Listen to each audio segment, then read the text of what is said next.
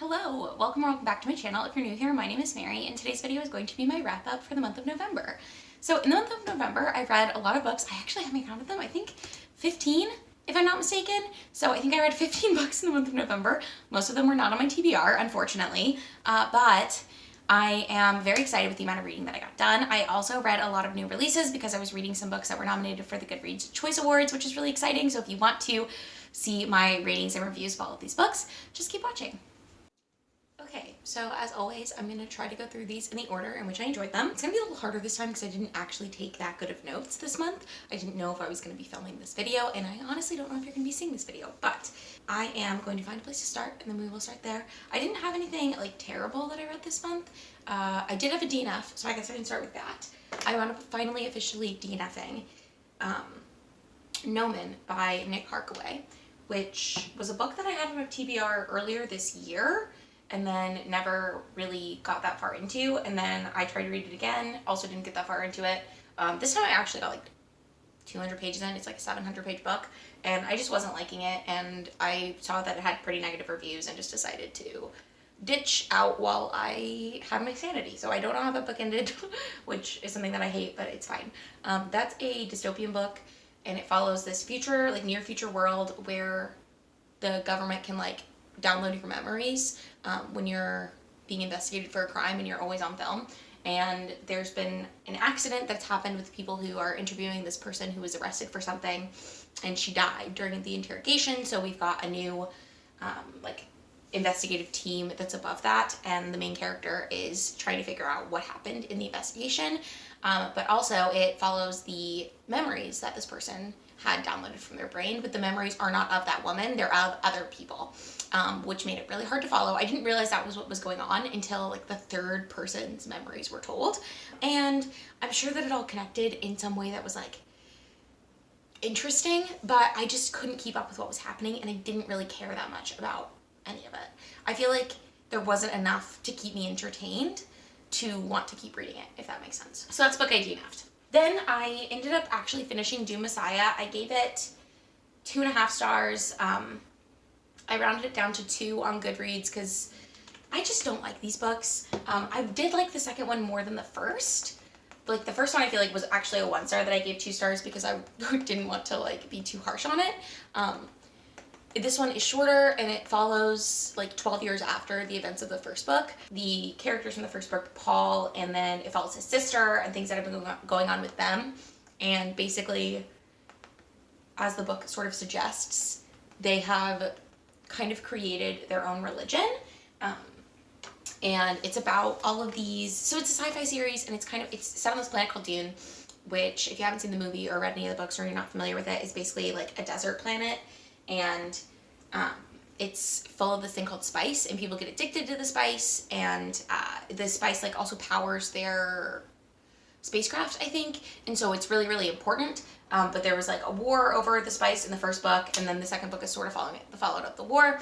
I thought parts of this were more interesting, and I was definitely reading it physically able to like keep up with what was happening better. But I am officially DNFing this series because I don't really want to keep reading it. That being said, I still am sort of thinking that maybe someday I'll want to go back and reread Dune physically when I'm not like trying to get through 500 books at a time, and like really enjoy it. So I'm gonna talk about this more in my like goals video for next year, because I'm getting really burnt out just trying to like read so many books and like using the TBR game that I have. I've got to figure out a way to make a TBR game that works for me, because I did like having a TBR set by something that wasn't me so that I didn't have to make the choices, or all of the choices, but also my TBR game has just like become too stressful for me to like really enjoy it, if that makes sense. But that was Dune Messiah. I gave it 2.5 stars. I really liked the exploration of different characters, but again, part of the way that it's written is like with different people on opposing sides, all trying to get to one thing, and I just found it kind of confusing to like figure out, because like it's very clear that all of the characters know what's happening. Like Paul is the main character, and it's obvious that he knows what they're like the end goal of this. He has like visions. He knows what the end goal of the visions are, but he doesn't really know 100% what's happening, and I feel like it wasn't shared enough with the reader for the reader to care, at least for me. So if you like the Dune series, that's fine with me. You can like whatever you want. I just don't think it's a series that I enjoy, so I'm not going to be continuing reading it. The next book I'm going to talk about is Murder at the Inn by London Lovett, which is the second book in a cozy mystery series. The third book, I apologize. I read the second book earlier this year, the first book last year. I really enjoy I don't know how to describe it. Like, I like the vibe of a cozy mystery now that I'm like used to what it is. I didn't like the first book, I remember, but I think that's just like kind of a cozy thing. I just think I was expecting more of a hard-hitting mystery, and the tone was jarring for me at the time. But I did end up really enjoying that book. I gave it 3 stars. And by really enjoying, I mean like it was a fun time. It was a romp. I listened to it on audiobook. I'm gonna try to move you really quick. That might be better. You can see more stuff in the background, but this is essentially the room that we use as our storage closet. So, yeah, I ended up giving it 3 stars. It's about this woman, Sunny, who goes back to this small town in the Smoky Mountains, and she lives on a tract of land with her sisters. I talked about this recently in one of my favorite settings books, or in my video about my favorite book settings, because I really like the idea of the sisters all living on their land and doing their own businesses. And so Sunny is a journalist in the small town now, and she is always running into trouble. And so in this one, I think it's someone from the house that she lives in that she's trying to renovate to turn into a bed and breakfast is haunted, and it's on like a list of haunted places. And so a group of people come to explore the house to see if it really is haunted, and then one of them dies during the exploration of the houses, and so she gets sort of sucked into this. They don't die in her house, but she like is following them as they continue to go as one of her stories, if that makes sense. So there's always like banter with her and like the police detective of the town, which is fun. These books are like nothing really to write home about, but I do have a fun time reading them every time I do. So, or I've had a fun time the past 2, I guess. Next, I guess I could talk about The Book of Cold Cases by Simone St. James, The Book of Cold Cases is, I started reading, that's the other thing I was going to say. I didn't finish my TBR this month because Goodreads Choice Awards were announced, and I started reading a lot of the nominees to try to like vote in some categories, because I had several books that I had just wanted to read but never got to, so I just placed holds up all of my library apps, and some of them were already available, so it was easy for me to just pick them up and read them. So that's what I did, but I read The Book of Cold Cases by Simone St. James, which is a like mystery thriller about, it's set in 2 timelines, which is never a thing that which is usually a thing that I don't like. I guess I shouldn't say I never like it, because I do like it sometimes, but it didn't really work for me in this instance. That's why it's got 3 stars. I just thought it was okay. But it's about this woman who, when she was younger, she was abducted as a kid, and so she's got this like trauma from that, but most people don't know, because since she was a minor, it wasn't talked about, like her name wasn't released. So that's like her thing. You find out pretty quick. That's why I'm telling you, it's not a spoiler. But she now works as a receptionist at a doctor's office, and she also runs a blog about true crime on the side, and so she's familiar with a lot of true crime that's happened, especially in their area. And there's this woman that shows up at the doctor's office one day who she recognizes from being a suspect in the Lady Killer murders, which were murders that happened, I think, in the 70s or 80s. And so we get timeline from that woman back in the 70s and 80s, and what happened, and then we also get her timeline, because she interviews this woman, so we get her timeline now and what's going on now. This book had a little bit of a paranormal twist, which I honestly wanted it to go a different direction than it did, which is part of the reason I didn't love it. But I mean, a lot of people really like this book, so I think if you do like it, or I think if you like other Simone St. James, you might like it. I haven't read anything else by her. I'm considering it, but this wasn't my favorite, so I would definitely give one other book a try, and then if I didn't like that, I would be like, okay, not an author for me, probably. Next, I read Turtles All the Way Down by John Green, which I listened to as an audiobook, just kind of randomly, because I was obsessed with John Green back in the day when I was like a teenager. I read all of his books. I read his first book, Looking for Alaska, when it came out, and you need to realize in 2005, I was 9 years old, and I read that book, so, I was in 3rd grade, I think. I might have been 10, because I might have read it in 4th grade, so I might have read it in, like, 2006. But it doesn't matter. I read that book right when it came out, because I got it from my library, because because that was like my reading level and it was not appropriate for me to read, but I just was obsessed with it, and I felt very seen by the characters, and that's one thing that I really appreciate from John Green.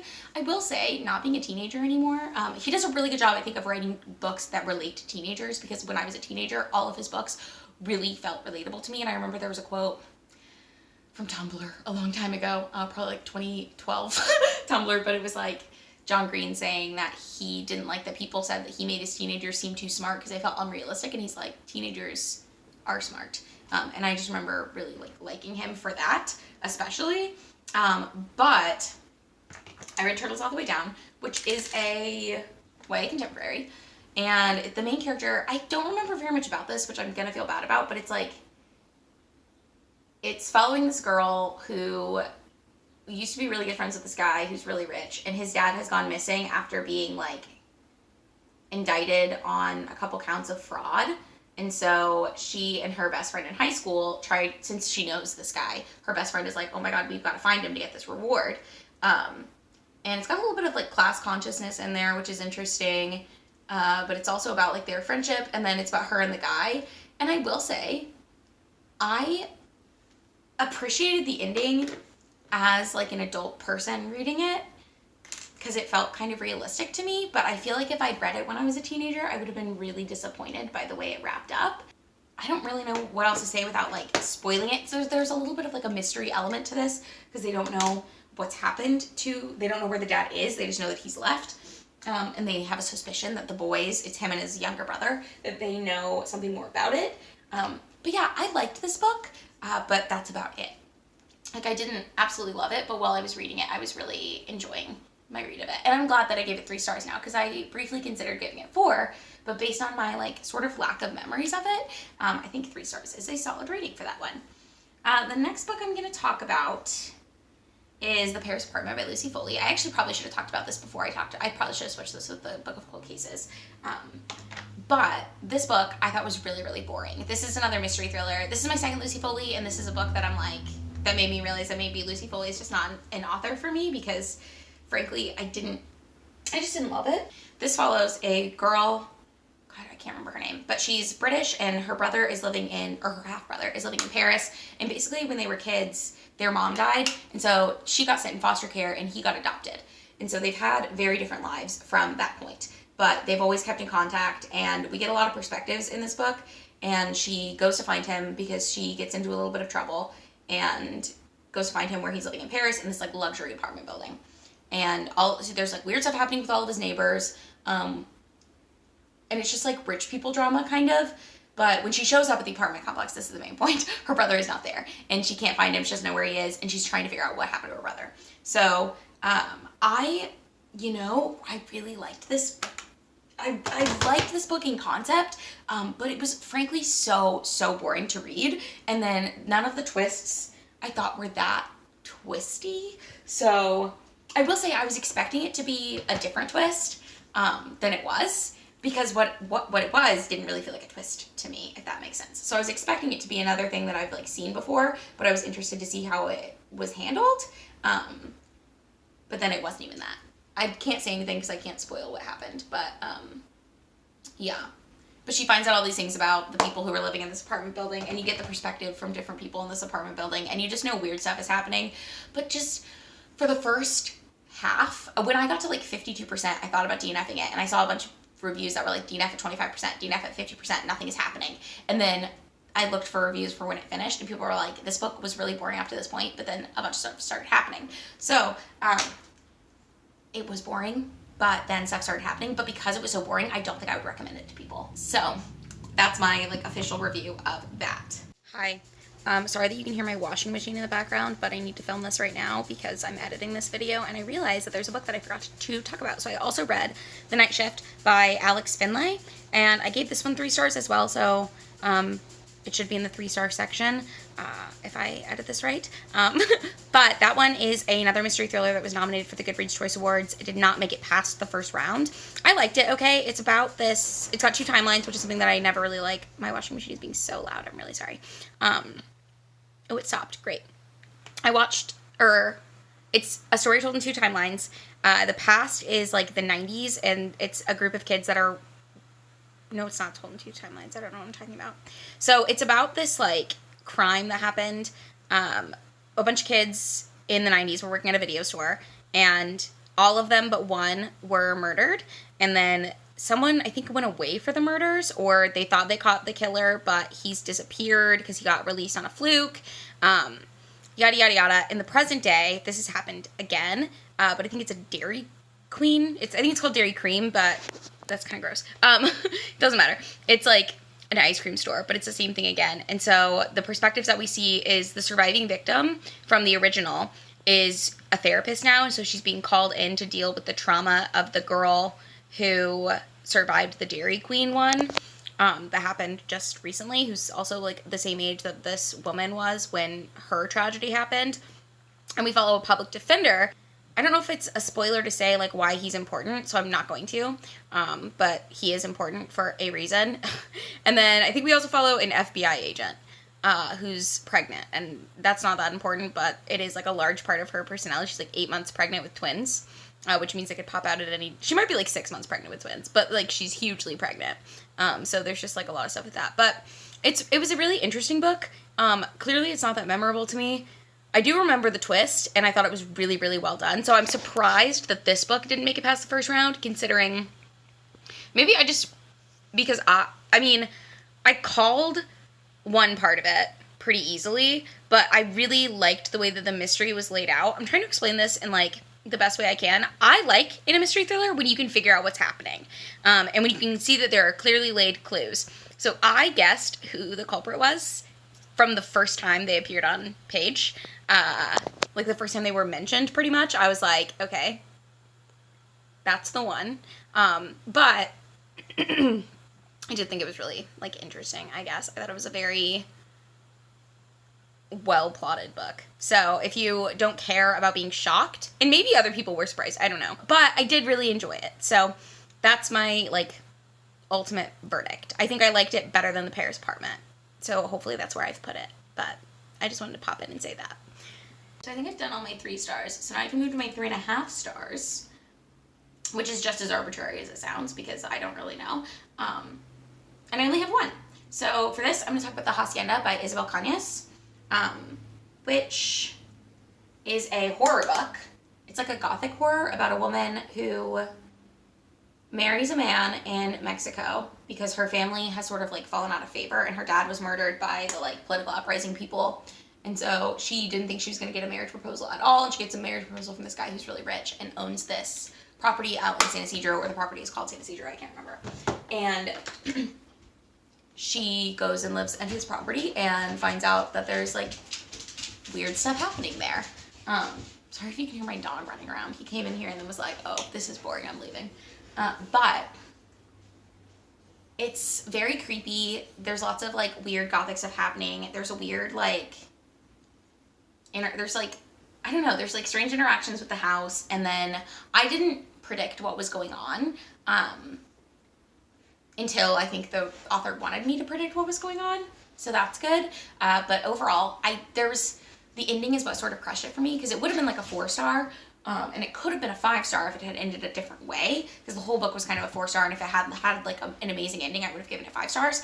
But because of the way it ended, I wasn't that, like, fond of it, and I wanted the ending to do something else, and it didn't, obviously, and so I ended up just giving this 3.5 stars. I rounded up to 4 on Goodreads, but I did take a half-star off because I felt like I can't say anything really without spoiling the whole book, but I felt like the ending would have had so much more power if there was an option for there to be a very cathartic ending, and the thing that would have made it very cathartic sort of happened as a throwaway thing before the real events of the ending happened. And I understand, like, plot-wise why that happened, because she had an idea for how she wanted the book to end, but for me, I would have preferred to see a different ending, if that makes sense. So the next book I'm going to talk about is Let's Go So We Can Get Back by Jeff Tweedy, which is a memoir. It's one of the only books that I read for Nonfiction November. Are you proud of me? I had so many on my list, and I only managed to read 2.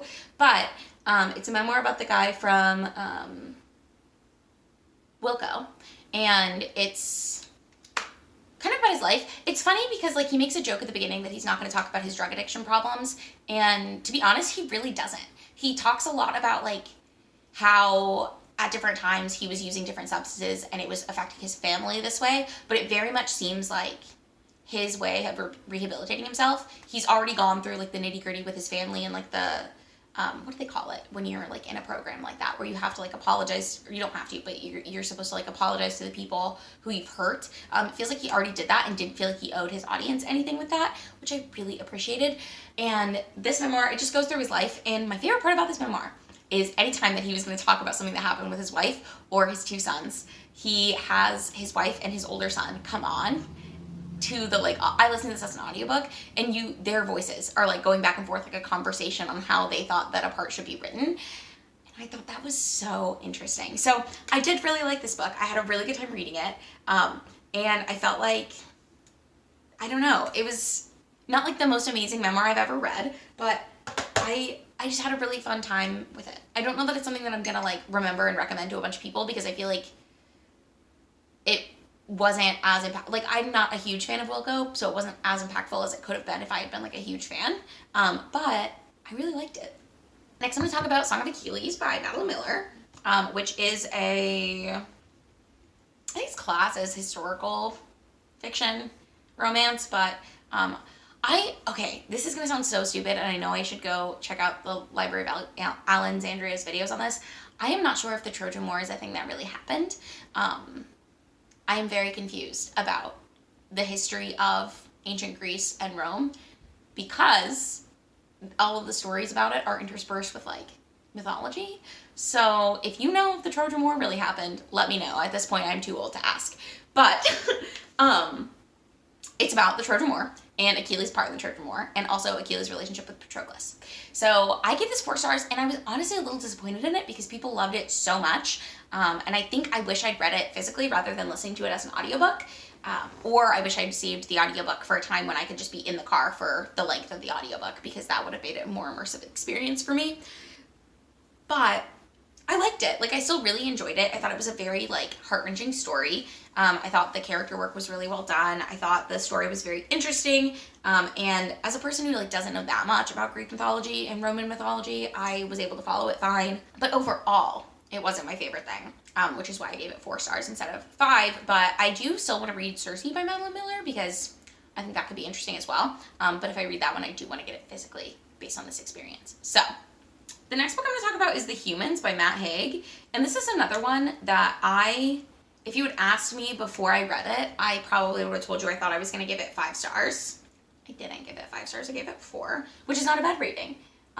But this is about it's like an alien race that is really obsessed with math.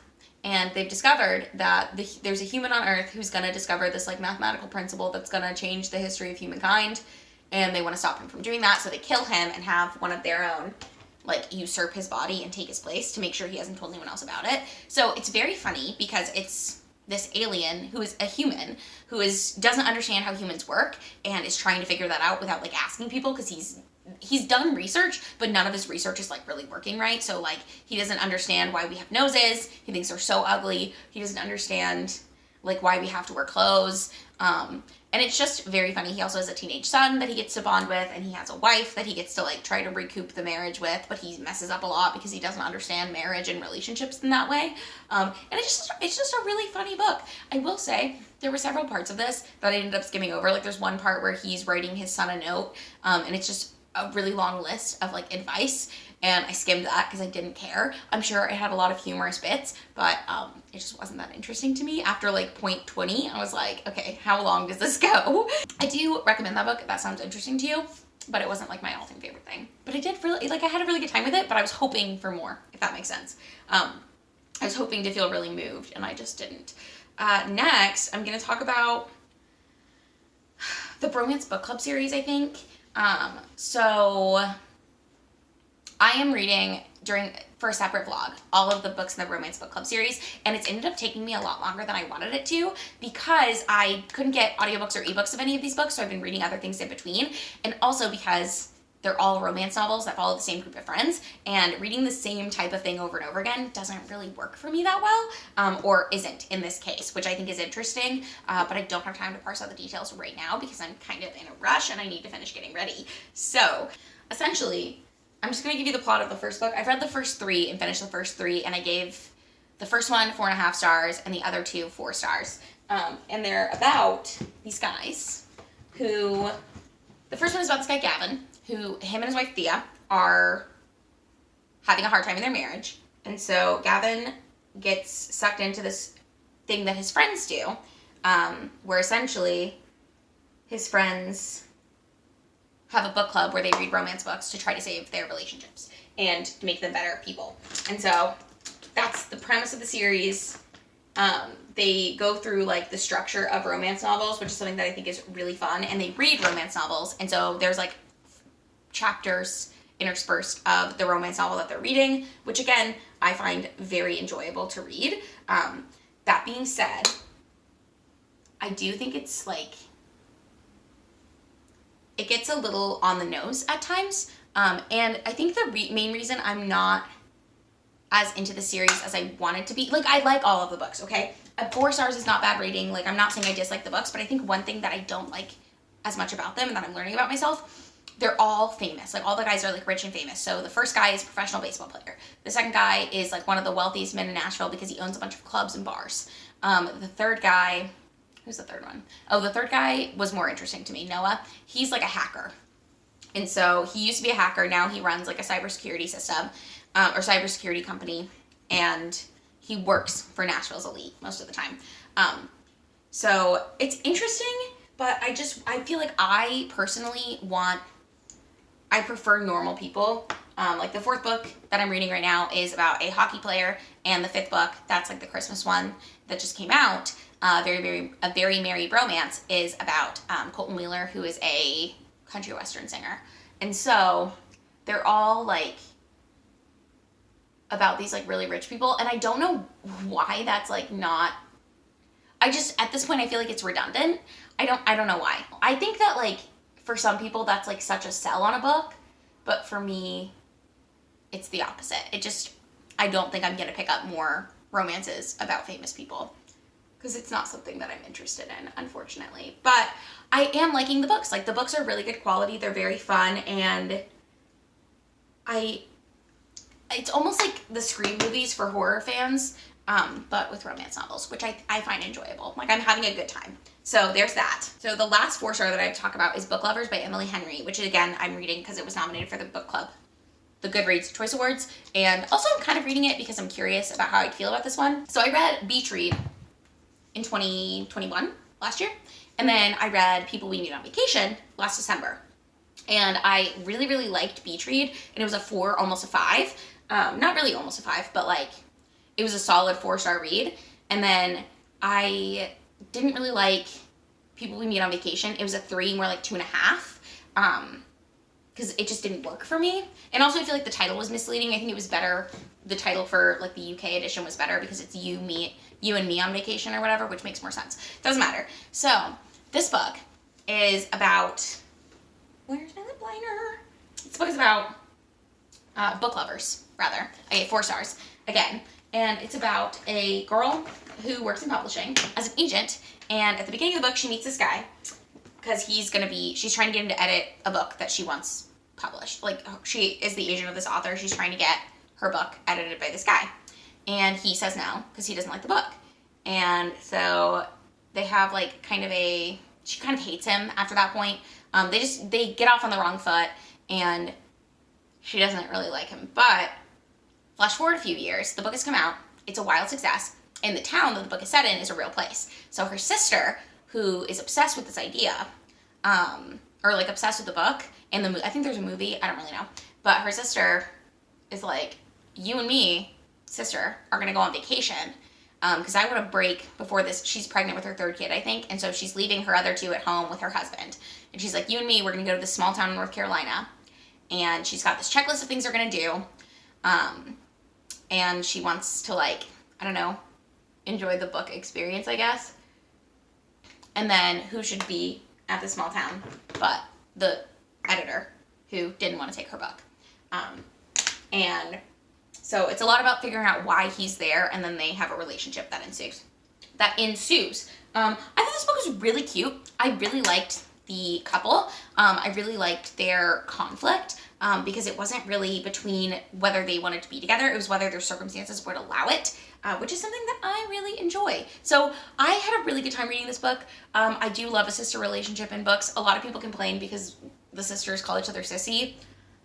I listened to it as an audiobook, and I'm not gonna lie, I didn't really even notice. So I think it just depends on if that's gonna bother you or not. It didn't bother me at all. So that being said, we can now move on to my top 2 books of the month.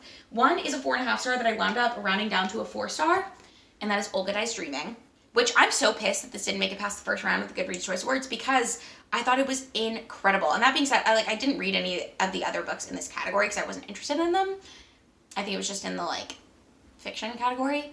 But Olga Dies Dreaming is about this girl who's Puerto Rican by descent, but she grew up and always has lived in Brooklyn. And now she's either in her 40s or in her late 30s, approaching 40. And she's an event planner for the New York's elite. And she has a couple of love interests throughout the book. One of them is the father of one of her former clients, which is interesting. And another one is this real estate broker that she meets at a bar. And the book is actually about her and her history with her family. Her brother plays a big role. He's a politician, a local politician. And he's being blackmailed. And then, because he's closeted. Sorry. He's being blackmailed because he's closeted and he doesn't want people to know. And their mom abandoned them when they were really young to join a resistance movement to try to free Puerto Rico. And so they haven't really heard from her since. They hear from her every now and then, but they don't know where she is, and she's starting to get involved in their lives again. And that's where the book takes off. She wants them to do certain things for her. And so it's a lot about found family versus birth family, and who has the right to expect things from you, who has how you have to earn that right, which I thought was really, really powerful. I really, really liked this book. I honestly might change my rating to 5 stars because talking about it is making me very, I don't know, it's making me remember how much I truly enjoyed reading this book.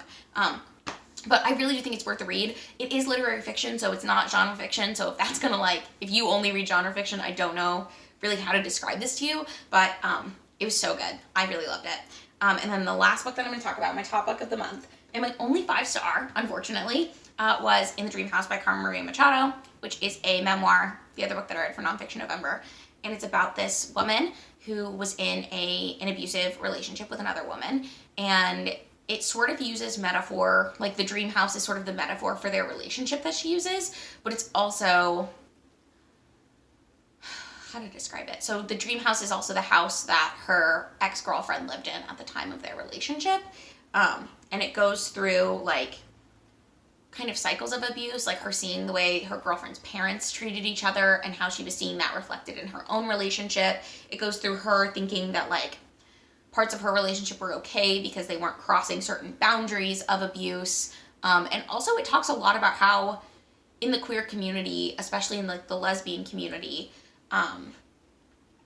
people don't really talk about abuse because there's this sort of fantastical idea within the lesbian community that abuse is from men. And so because there are no men in lesbian relationships, there can't be abusers, which is not true.